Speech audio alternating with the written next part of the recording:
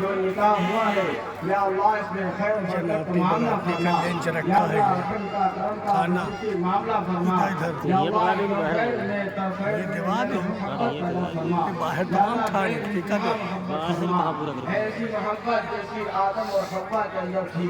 ایسی محبت جیسی جناب محمد رسول اللہ صلی اللہ علیہ وسلم اور حضرت عائشہ رضی اللہ عنہا کے اندر تھی۔ اے اللہ جوزین اور طرفین سے ہونے والی اولاد کو نیک و صالح بنا، صوم و صلاۃ کا پابند بنا، تمام حاضرین کو صوم و صلاۃ کا پابند بنا، ایک ایک سنت پر عمل کرنے کی توفیق عطا فرما، تمام خرافات بدعات اور رسومات سے حفاظت فرما، شیطان کے شر سے حفاظت فرما، تمام شرور اور فتن سے ہم سب کی حفاظت فرما۔ اے اللہ جن لوگوں نے پروگرام رکھا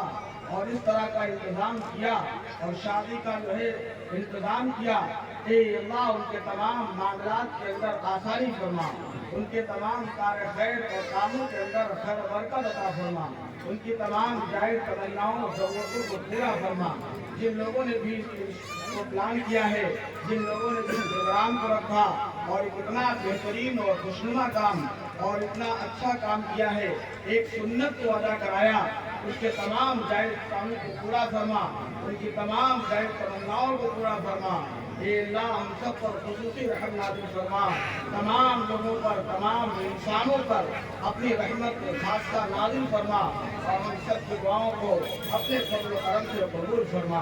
جزا اللہ عنا محمدا صلی اللہ علیہ وسلم وصلی اللہ تعالی علی خیر خلقہ محمد وآلہ واصحابہ وذریاتہ واہل بیتہ اجمعین برحمتک یا ارحم الراحمین۔